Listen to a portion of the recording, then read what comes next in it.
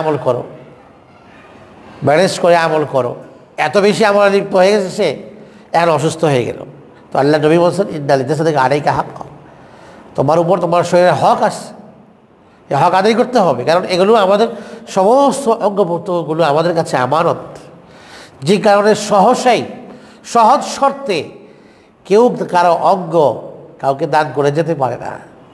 কেউ কারো অঙ্গ মৃত্যুর আগে চক্ষুদান, মৃত্যুর আগে অঙ্গদান, কিডনি দান করে যেতে পারে না। কারণ এই চোখ কিডনির মালিক সে নয়। ঢালাওভাবে সে শর্তহীনভাবে অপারগতার বাইরে সহজভাবেই সে তার চোখ দান, মরণোত্তর চক্ষুদান করে গেল। দেশের মানুষের কাছে অমর হয়ে থাকবে না। আল্লাহর দ্বীনকে লঙ্ঘন করে দেশের মানুষের কাছে অমর হয়ে থাকাতে আমার আখেরাতে কোনো ফায়দা হবে না, আখেরাতে লাভজনক নয়। কারণ আল্লাহর দেয়া চোখ আরেকজনের জিনিস আমি কিভাবে দিতে পারি? আমার তো ক্ষমতাই নেই দেওয়ার। আমাদের সমস্ত অঙ্গগুলো আল্লাহর তরফ থেকে আমানত। এই জন্যই কোনো অঙ্গের খারাপ ব্যবহারকে আল্লাহ পাক হারাম করেছেন। আমার অঙ্গ যদি আমার হতো, আমি মালিক হতাম, যাচ্ছে তাই ব্যবহার করতে পারতাম, আমি মালিক, কিন্তু আমার অঙ্গের মালিক আমি নই।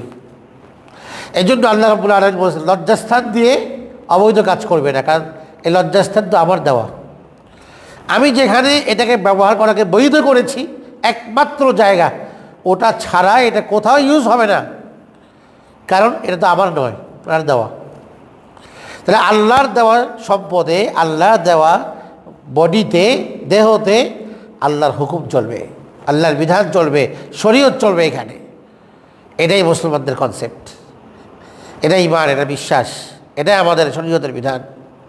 কিন্তু কাফেরদের মধ্যেই মনোভাব তাদের ছিল যে আমার শরীর, আমার জীবন, আমার ইন হিয়া ইল্লা হায়াতুনা দুনিয়া, এই পার্থিব জীবন, দুনিয়ার জীবন, এটা আমার জীবন। আমি দুনিয়াতে আসছি, প্রাকৃতিকভাবে আসছি, আমি খাবো দাবো নামুতু ওয়া নাহইয়া, ফুর্তি করবো, এক পর্যায়ে মারা যাবো, মারা গেলে আমি কি হব? আইযা কুন্না ইযআমান ওয়া রুফাতান, আমি পচে গলে হাড্ডি হয়ে কয়লা, আমি শূন্য হয়ে যাব, মাটির সাথে মিশে যাব, আমার অস্তিত্ব বিলীন হবে মাটির সাথে, আর এরপরে আমার আর কিছু নাই। এইটাই আমার জীবন। ক্ষণস্থায়ী জীবনকে স্থায়ী জীবন মনে করেছে, এটাকেই একমাত্র জীবন মনে করেছে। কিন্তু আমরা বিশ্বাস করি দুটি জীবন, দুটি জগৎ, একটি অস্থায়ী, একটি স্থায়ী। অস্থায়ীটা আগে আসছে, নগদ, বাকিটা স্থায়ী, সেটা অনন্তকালের জীবন। এই বিশ্বাস কাফেরদের না থাকার কারণে কাফেররা নিজেদের সম্পদ, জানমাল এগুলোকে মনে করতো আমাদের অধিকার, যেভাবে ইচ্ছা ব্যবহার করো। আজকের পশ্চিমা সমাজ তো তাই মনে করে, যে কারণে তারাও তাদের লাইফটাকে সেভাবে লিড করছে এবং তাদের মন মতো মনচাহী জীবন, যে আমার দেহ আমার। ওই যে তসলিমা নাসরিনের মতো খুব খ্যাত নাস্তিক, সে বলেছিল আমার দেহ আমার, যাকে তার ইচ্ছা তাকে বিলিয়ে দিব। আমার দেহ আমার, যাকে ইচ্ছা আমি তাকে বিলিয়ে দিব, তোমার সমস্যা কী? তো সে মনে করছে তার দেহ তার, আসলে তার দেহ তার নয়। এই দেহ তো আল্লাহর দেয়া, এটা আল্লাহর মালিক, আমাকে ইস্তেমাল ইউজ করার জন্য দিয়েছেন। ইউজ কীভাবে করব তার পদ্ধতিও শিখিয়েছেন, এবং সেইটা কোন পদ্ধতিতে এটাকে ইউজ করলে আমি সফল হব, এটা একমাত্র ওয়াহির এলেম ছাড়া কোনোভাবে জানা যায় না। একমাত্র ওয়াহির এলেম এটাকে বুঝায়। যে একটা বিল্ডিং এটা বানিয়েছে, একটা বিল্ডিং হয়েছে, বিল্ডিংয়ের কালারটা আমি চোখ দিয়ে দেখলেই বুঝি, আমার এখানে মেধাকে খাটানোর প্রয়োজন নেই। এই বিল্ডিং একজন আর্কিটেক্ট, একজন ইঞ্জিনিয়ার বানিয়েছেন, ডিজাইন করেছেন, এরপর এটাকে কিছু মিস্ত্রিরা বানিয়েছে, তার ডিজাইন মোতাবেক ফলো করে করে একটা ডিজাইন তৈরি হয়ে একটা বিল্ডিং, এটা ইমারত তৈরি হয়েছে। এটা একজন ইঞ্জিনিয়ারের ডিজাইনকৃত বাড়ি, এটা আমার ব্রেন বুঝে। কিন্তু এই বাড়িকে কিভাবে ব্যবহার করলে আমি আখিরাতে সফল হব, এটা আমার ব্রেন বলতে পারে, এখানে সে অক্ষম। এটা বোঝার জন্য ওয়াহির এলেম লাগবে, ওয়াহির জ্ঞান। যেখানে মানুষের মেধার দরজা বন্ধ হয়, সেখান থেকে ওয়াহির দরজা শুরু হয়। আমি এই ঘরটাকে কীভাবে ব্যবহার করলে আমি সফল হতে পারবো, আমি নাজাত পেতে পারবো, আমার আকল এটা আমাকে বলতে পারবে না, সে অক্ষম। এখানে সে স্টপ হয়ে গেছে। এখানে আমাকে বলবে আমার শরীয়তের এলেম, ওয়াহির এলেম, ওই সে এলম যে এলম নবী রাসূলগণ নিয়ে আসছেন। কোরআনের এলেম আমাকে বলবে তুমি এই বাড়িটাকে এইভাবে ব্যবহার করো, তাহলে তুমি সফল হবে, তুমি সওয়াব পাবে, আখিরাতে প্রতিদান পাবে। তো আমি আমার জীবনকে কীভাবে ব্যবহার করব, ব্যয় করব, এটা তো নির্দেশনা কোরআনে কারিমে আছে। এদের অহমিকা। আরেকটা ছিল এদের আত্মপ্রবঞ্চনা, যে আমি যা করছি ভালো করছি। কোরআনে কারিম বলে আল্লাযীনা দাল্লা সা'য়ুহুম ফিল হায়াতিদ দুনিয়া, পার্থিব জীবনে যাদের সমস্ত চেষ্টা প্রচেষ্টা পণ্য হয়ে গেছে, অথচ এই লোকগুলো মনে করে ওয়াহসাবুনা আন্নাহুম ইউহসিনুনা সুনআ, আমরা যা করতেছি ভালো করতেছি। কাফের মনে করে আমি যা করতেছি ভালো করতেছি, খারাপ লোক মনে করে আমি যা করতেছি ভালোই করতেছি। কিন্তু আল্লাহ বলেন যে তার ধারণা মতে সে ভালো করছে, কিন্তু আসলে এটা ভালো নয়। তো নিজের কাজকে নিজে ভালো মনে করা এটা কাফেরদের স্বভাব। বরং মুসলমান ভালো কাজ করলেও একটা ভীতি তার মধ্যে কাজ করবে, বিরাজমান থাকবে যে আমার কাজটা এটা সঠিক হলো কিনা, আল্লাহ কবুল করলেন কিনা। আশা করি আল্লাহ কবুল করবেন, আল্লাহর রহমতের কাছে আমি আশাবাদী। কিন্তু আমি আশা করতে পারি, কিন্তু আমি এই কথা বলতে পারবো না যে আমার আমল শতভাগ এটা একদম আল্লাহর মান মতো হয়েছে। এভাবে নিজের আমলকে ভালো বলতে বলা এটা এভাবে ঠিক নয়। সাহাবায়ে কেরাম কত উচ্চ মানের আমল করেছেন, তারপরে সাহাবায়ে কেরাম ভীত সন্ত্রস্ত থাকতেন যে আমলটা আল্লাহর কাছে কবুল হলো কিনা। এই আয়াতে আল্লাহ পাক বলেন যে তাদেরকে এত লম্বা জীবন তারা এই ভোগ্য সামগ্রীর মধ্যে ভোগের মধ্যে ব্যস্ত ছিল, ভোগবাদী আশা কাফেরদের। তো এই সীমাহীন বাঁচার আশা, কাফেররা মরতে চায় না, তো সীমাহীন আশা বাঁচার। মুসলমান ইমানদার আল্লাহ সাক্ষাতের প্রত্যাশী, কাফের কোনোদিন আল্লাহ সাক্ষাতের প্রত্যাশী না। এই জন্য আল্লাহ বলছেন যে তোমরা যদি সত্যবাদী হয়ে থাকো ফাতামান্নাউল মাউত, মৃত্যু কামনা করো, ওয়ালা ইয়াতামান্নাউহু আবাদান। আল্লাহ বলছেন কাফেররা কোনো দিন মৃত্যু কামনা করবে না, বিমা কদ্দামাত আইদিহিম, কারণ তারা জানে আমাদের কর্মকাণ্ড বহুত খারাপ। কিন্তু ইমানদার মৃত্যুর জন্য সবসময় প্রস্তুত। হযরত ফরিদুদ্দিন আত্তার রহমাতুল্লাহ আলাইহি একজন বুজুর্গ ছিলেন। উনি ফার্সি ভাষায় শের কবিতার কিতাবও লিখেছেন, আমাদের মাদ্রাসার পাঠ্যপুস্তকের অন্তর্ভুক্ত। সেই কবিতাগুলোতে অনেক নসিহত, জীবন ধারণের অনেক নসিহত, অনেক সুন্দর সুন্দর কথা, কোরআন সুন্নাহর আলোকে।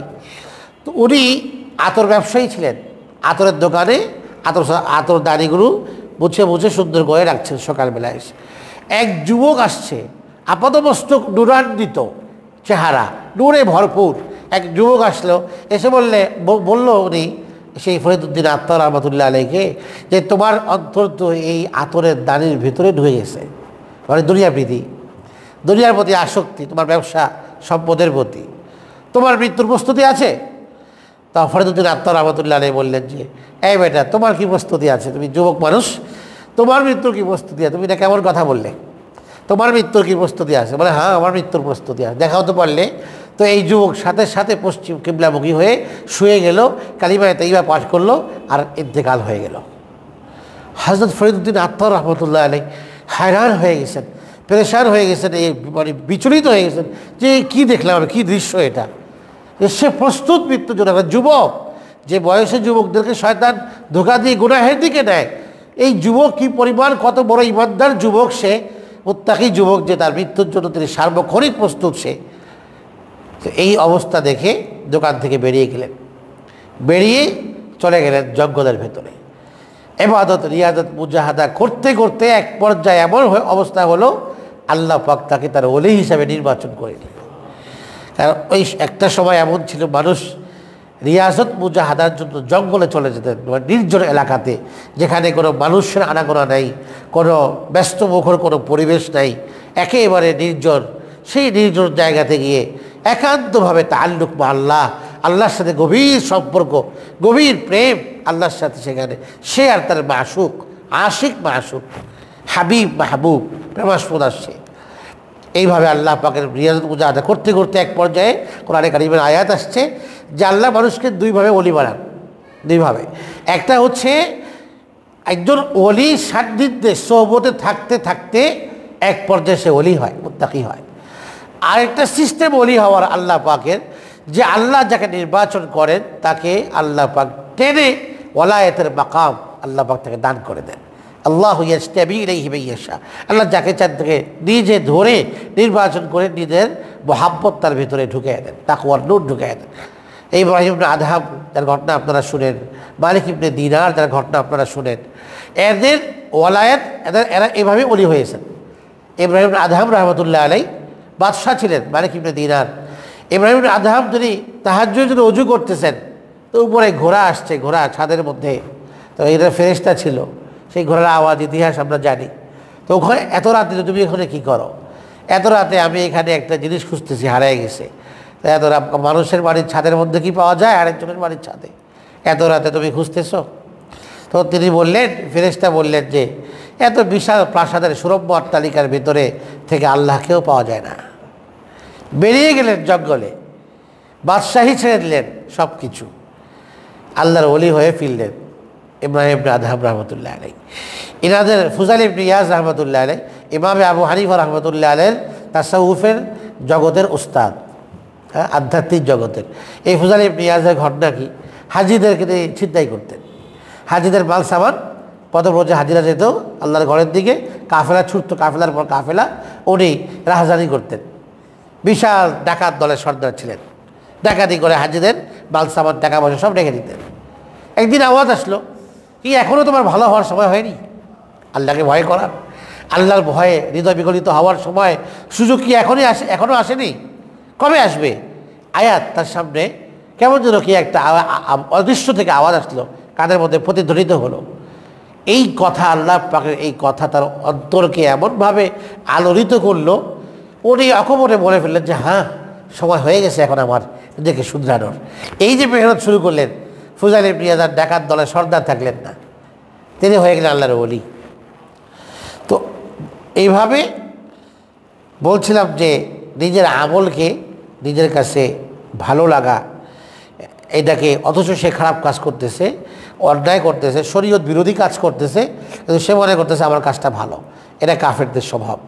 আল্লাহ পাক বলেন এই দুই কারণে মানুষ গোমরাহ হয় বেশি। এক হলো আত্মহমিকা, আরেক হচ্ছে আত্মপ্রবঞ্চনা, যে আমার কাজ ভালো। সে প্রবঞ্চনার শিকার, সে ধোঁকার শিকার, সে মনে করতেছে আমার কাজ তো ভালো, আসলে তার কাজ ভালো নয়। সে করতেছে বিদআত, মনে করতেছে অনেক সবের কাজ করতেছে, অথচ কাজটা বিদআত করতেছে, গুনাহ কাজ করতেছে। তাহলে এটা তার জন্য সুফল নিয়ে আসবে না, বরং এটা গোমরাহির বিষয়। তো আত্ম অহমিকা এবং আত্মপ্রবঞ্চনা, যে অনেক মানুষের মধ্যে এই স্বভাব আছে, আমি যা বলি এটাই ভালো, আমারটাই ঠিক, আমারটাই ঠিক। এই যে আমারটাই ঠিক, এটা আত্মপ্রবঞ্চনা, এটা আত্মার রোগ। এই রোগ থেকে আমাদের বেরিয়ে আসতে হবে। আমারটা সঠিক নাও হতে পারে, আমারটা সঠিক নাও হতে পারে। আমি একটা বিষয় বুঝে বললাম, দুনিয়াবি কোনো বিষয়, কোনো সুন্দর বিষয় ভিন্ন, আমার কথাটা ঠিক নাও তো হতে পারে, বিপরীতটা হয়তো সঠিক হতে পারে। কিন্তু কিছু মানুষ এমন গোয়ার্তই ভাব আছে যে না, আমি যেটা বলি এটাই সঠিক, আমারটাই সঠিক, আমার রায়টাই সঠিক, আমার সিদ্ধান্তই সঠিক, আমি আর কারো সিদ্ধান্ত মানি না। এটা ঠিক নয়, এটা আত্মার রোগ। এ নিজেকে সে বড় মনে করতেছে যে আমার রায়টাই ঠিক। হ্যাঁ, তাই তোমার চেয়েও আরেকজনের রায় ঠিক হতে পারে। এই জন্য মশওয়ারা সিস্টেম ইসলামের মধ্যে, মশওয়ারা করো, শাবিরু ও শাবিরুহুম ফিল আমর। মশওয়ারা করতে কেন বলছেন ইসলাম? কেন বলছে? যে যেন কোনো ব্যক্তির একার রায়ের উপরে কোনো সিদ্ধান্ত না হয়, এই জন্য মশওয়ারা করা সুন্নাহ। তো আল্লাহ বলেন আফালা ইয়ারাউনা আন্না না'তিল আরদা নানকুসুহা মিন আতরাফিহা, তারা কি দেখে না আমি জমিনকে তার চতুর্পাশ থেকে ক্রমান্বয়ে আমি সংকুচিত করে নিয়ে আসতেছি। আফাহুমুল গালিবুন, তারপরেও কি তারা বিজয়ী হবে? এই সংকুচিত করার অর্থ হলো যে হিজাজের যে ভূমি, আরব উপদ্বীপ, আরব উপদ্বীপে ইসলামের আলো এবং দ্যুতি যেভাবে ছড়িয়ে পড়ছে, ক্রমশ কাফেরদের প্রভাব প্রতিপত্তি সব কমে যাচ্ছে। ইসলামের জয় জয়কার অবস্থা সারা আরব দ্বীপে। তখন রাসূল করিম সাল্লাল্লাহু আলাইহি ওয়াসাল্লামের এই দাওয়াত, সাহাবায়ে কেরাম ছড়িয়ে গিয়েছে দাওয়াত নিয়ে, যে আরব উপদ্বীপের মধ্যে কাফেরদের যে একটা দাবদাবা, একটা যে প্রভাব ছিল, এটা প্রতিপত্তি ছিল, তাদের ক্ষমতা ক্রমান্বয়ে ক্রমশ এটা দুর্বল হয়ে নিস্তেজ হয়ে আসতেছে। অপরদিকে ইসলামের এবং মুসলমানদের ক্রমশ তাদের শক্তি বাড়ছে, তাদের প্রভাব বিস্তার হচ্ছে। এই কথাকে আল্লাহ পাক বলেছেন যে আমি জমিনকে সংকুচিত করে আনলাম। এখানে জমিন সংকুচিত করে আনার অর্থ হলো আরব উপদ্বীপে মুসলমানদের প্রভাব, ইসলামের প্রভাব বৃদ্ধি পাচ্ছে, আর কাফেরদের প্রভাব ক্রমান্বয়ে ক্রমশ কমতে শুরু করছে। তো কমে গেলে আর কিভাবে তারা বিজয়ী হবে? পরাজিত হবে ইসলামের কাছে। তাই হয়েছে কুল ইন্নামা উনযিরুকুম বিল ওয়াহী নবী আপনি বলুন, আমি তো তোমাদেরকে ওয়াহির জ্ঞানের আলোকে সাবধান করছি না, আমার কাজ ওয়াহির আলোকেই সাবধান করি, নিজের মন মতো সাবধান করি না, মন গড়া কথা বলেও সাবধান করি না। নবী মন গড়া কথা বলতে পারেন না, তাহলে নবীর ওয়ারিসরাও মন গড়া কথা বলতে পারেন না। মন গড়া কথা বলার দ্বারা মানুষ গোমরাহ হয়, গোমরাহির দিকে যায়। নবীর ওয়ারিসগণ ওলামাদেরকেও এমনভাবেই কথা বলা চাই যেন এই কথাটা কোরআন সুন্নাহর আলোকে সঠিক হয়, মন গড়া কথা না বলা। মন গড়া কথা বললে সে নিজেও গোমরাহ হবে আর 10 জনকে গোমরাহ করবে। এগুলো তো আমাদের সামনে দেদিক প্রমাণ। কোনো আলেম যদি মন গড়া কথা বলে, কোরআন সুন্নাহর বাইরে বা কোরআন সুন্নাহর অসমর্থিত কথা বলে, তাহলে সে যেমন নিজে গোমরাহ হবে আরও জাতিকে গোমরাহ করবে, যারা তার অনুসারী তারাও গোমরাহ হয়ে যাবে। এই জন্য আলেমকে সতর্কতার সাথে কথা বলতে হবে যেন কোরআন সুন্নাহর খেলাফ কথা না হয়। আল্লাহ পাক বলেন, ওয়ালা ইয়াসমাউ সুম্মু দুআ ইযা মা ইউনজারুন, যখন তাদেরকে সাবধান করা হয় তো এদের মধ্যে যারা বধির, কানে শোনে না, তারা তো আপনার ডাক শুনবে না। যারা বধির, ডাকলে বধিররা কানে শুনতে পায় না, তো এখন যদি আপনি ডাকেন, হাজারো বুঝান, কথা বলে সাবধান করেন, সে তো বুঝবে না, কারণ সে কানেই শুনে না। ঠিক তেমনিভাবে যে ব্যক্তির হেদায়েত গ্রহণের কানটা বন্ধ হয়ে আছে, ছিপি মারা, তাকে আপনি হেদায়েতের কথা বললে শুনবে কীভাবে? সে তো বধিরের মতো। বধির যেমন ডাকলে শুনে না, এই ব্যক্তিকে আপনি হেদায়েতের যত কথাই বলেন না কেন, শোনান না কেন, কোরআনের কথা, আল্লাহর আযাবের কথা যতই সাবধান করেন না কেন, সে তো শুনতে পায় না। সে বলে আমার কানে ডিস্টার্ব, আমি শুনি না। হ্যাঁ, কাফেররা এই কথা বলতো যে আমাদের ওয়াকরুব বাইনানা ওয়া বাইনাকা হিজাব, আমাদের অকালু ফি আযানিনা ওয়াকরুন, কাফেররা বলতো যে আমাদের কানের মধ্যে ছিপি মারা, কান বন্ধ। এই কারণে তোমার দাওয়াতের মাঝে আমাদের মাঝে পর্দা পড়ে গেছে, আমরা শুনি না। হ্যাঁ, ফাআমাল ইন্নানা আমিলুন, যাও তুমি তোমার কাজ করো, আমরা আমাদের কাজ করি, তোমার কথা আমরা শুনতে পাইতেছি না, আমাদের কানে ডিস্টার্ব। এবং হযরত নূহ আলাইহিস সালামের কওম সম্পর্কে আল্লাহ পাক সূরা নূহে বলেছেন, হযরত নূহ যখন তাদেরকে দাওয়াত দিয়ে যেতেন, তাদের কান ধরতে হবে, কান ধরতো না, ভালো কথা কানে শুনতে না পায়, যদি আমার পাশে হেদায়েত পেয়ে যায়। এই জন্য ভালো কথা শুনতে চায় নাই, কান ধরে রাখছে, যে কানের মধ্যে আঙ্গুল দিয়ে রাখছে। ওয়াস্তাগশাউ সিয়াবাহুম, কখনো কাপড় ধরতো, দেখলে এভাবে কাপড় ধরতো যেন নবীর চেহারা না দেখতে পায়, অথচ নবীর চেহারায় রহমতে ভরা। কিন্তু নবীর চেহারা দেখে, নবীর কাপড়ের সাথে কাপড়ের মিল হওয়ার কারণে আল্লাহ পাক কাফেরকে ঈমান দান করেছেন। হ্যাঁ, কিন্তু সেখানে তারা নবীকে দেখলে কাপড় মুড়ো দিত যেন নবীর চেহারা দেখতে না পায়, অথচ নবীর চেহারার মধ্যেও হেদায়েতের রং ছিল, তাকওয়ার নূর ছিল। আর কেউ চাইলে এই চেহারা দেখে ঈমান নিয়ে আসতে পারে। সাহাবায়ে কেরাম যারা আল্লাহ নবীকে চিনতেন না, এসে বুঝতে পারতেন যে ইনি নবী, কারণ ভিন্ন এক অবস্থা আল্লাহ নবীর চেহারাতে এতটা নূর ছিল, লাবণ্যময়ী ছিলেন তিনি, যে মানুষ এসে বুঝতে পারতো যে এটা আল্লাহ নবী, না চিনলেও মনে মনে ভাবতো যে ইনি মনে হয় নবী হবেন, এইভাবে বুঝতেন। অথচ তারা কাপড় দিয়ে ঢেকে রাখতো চেহারা যেন নবীকে দেখতে না পায়, অথচ নবী আপাদমস্তক রহমত, নবীর মধ্যে নূর আছে। আল্লাহ তাআলা বলেন যে এরকম ডাকলে তাদেরকে আপনি শুনাইতে পারবেন না, যে কোরআন সুন্নাহর কথা শুনতে চায় না তাকে আপনি শুনাইতে পারবেন না, সে বধিরের মতো, এই হিদায়াত গ্রহণ করার মতো যোগ্যতার ভিতরে নাই, কারণ সে শোনার মতো করে শুনে না। ওয়ালা ইম্মাসসাতহুম নাফহাতুম মিন আযাবি রাব্বিক, যদি আপনার রবের আযাবের একটা যে ঝাপটা তাদেরকে স্পর্শ করতো, তাহলে আবার তখন তারা ইয়াকুলুন না, অবশ্যই বলতো ইয়া ওয়াইলানা ইন্না কুন্না যালিমিন, হায় আফসোস আমরা তো জালেম ছিলাম, আজকে জুলুমের কারণেই, জালেম হওয়ার কারণে আমাদের উপর শাস্তি আসছে। তো এই যে গুনাহের স্বীকার করলো, স্বীকৃতি দিল আমরা জালেম ছিলাম, এই যে অপরাধের স্বীকৃতি, এটা উপকারে আসে কখন? যখন তাওবা করার সুযোগ থাকে। যখন তাওবা করার সুযোগ থাকে তখন যদি সে আল্লাহকে বলে যে আল্লাহ আমি অপরাধী, রব্বানা যালামনা, আল্লাহ আমি জালেম, আল্লাহুম্মা ইন্নী যালামতু নাফসি, আল্লাহ আমি আমার প্রতি জুলুম করেছি, এখনও তাওবার সুযোগ আছে, এই সময়ে গুনাহের কথা স্বীকার করলে এটা লাভবান হবে সে। কিন্তু কাফেররা স্বীকারটা করবে এমন এক সময় যখন তওবা করার সুযোগ থাকবে না, যখন তওবা গ্রহণযোগ্য হবে না, ওই সময় তারা এরকম করবে, স্বীকার করবে হায় আমাদের দুর্ভাগ্য, আমাদের দুর্ভাগ্য, আমরা জালেম ছিলাম। আল্লাহর কাছে বলবে, আল্লাহ একটু দুনিয়াতে আসার সুযোগ দাও।